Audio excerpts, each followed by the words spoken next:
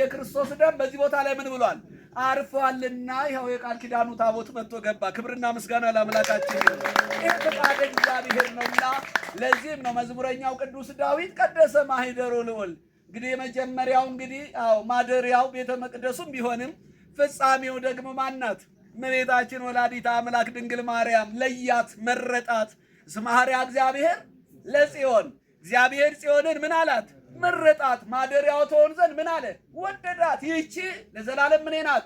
ማረፊያዬ ናት። ለዚህ ነው ጌታችን አምላካችን መድኃኒታችን ኢየሱስ ክርስቶስ በዛ በታላቁ ተራራ በዛ በደብረ ዘይት ተራራ ላይ ከግርጌው ከተሰናበታቸው ከሐዋርያቱ ከተሰናበተ በኋላ ወደ ተራራው ወጣ ይላል። ከፍ ከፍ እያዩት ምን አለ? አረገ ነው አይደል የሚለው? እያዩት እየባረካቸው ነው የሚለው። እንደው እየባረካቸው ምን አለ? አረገ። ከዛስ ነጫጩን ልብስ የለበሱ ምኖችን ታዩአቸው? መላእክት መጡና እናንተ የገሊላ ሰዎች ሆይ ምንድነው ትኩር ብላችሁ ወደ ሰማይ የምትመለከቱት? ምንድነው ነው ያሉት? ምንድነው? አሁን ወደ ላይ በክብር በግርማ ሲወጣ ሲያርግ እንዳያችሁት በኋላ ምን ይላል?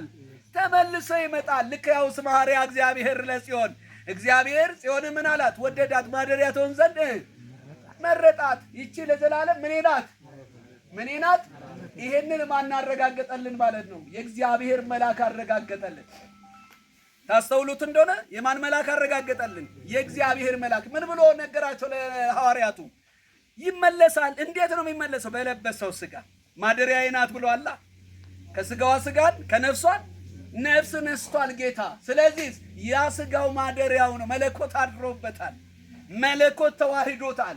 ለአንድ ጊዜ ተዋህዶ የሚቀር አይደለም የክርስቶስ አካል። ስለዚህ በአካሉ ምን ይላል? ይመጣል፣ ይገለጻል አለ መልአክ። ያንን እንግዲህ መዝሙረኛው ቅዱስ ዳዊት አስቀድሞ በትንቢት ቃል፣ በዝማሬ ቃል፣ በውዳሴ ቃል ያቀረበውን ቅዱሱ መልአክ ደግሞ እንደገና ይህን እንደገመልን ማለት ነው። ክብርና ምስጋና ለአምላካችን ይሁን። ስለዚህ ታዲያ እኛም በዚህ ቦታ ላይ የመጣን እኛም በዚህ ቦታ ላይ የተሰበሰብን እውነቴን ነው የምላችሁ እንመን እንጂ ካመንን ነው የምላችሁ በግርማው ሲመጣ ነጫጩን ለብሰው ከሚቆሙት ከቅዱሳን ማህበር ምን ይለናል? ይደምረናል። አሜን። ይደምረን፣ ሁላችንን ይቀላቅለናል።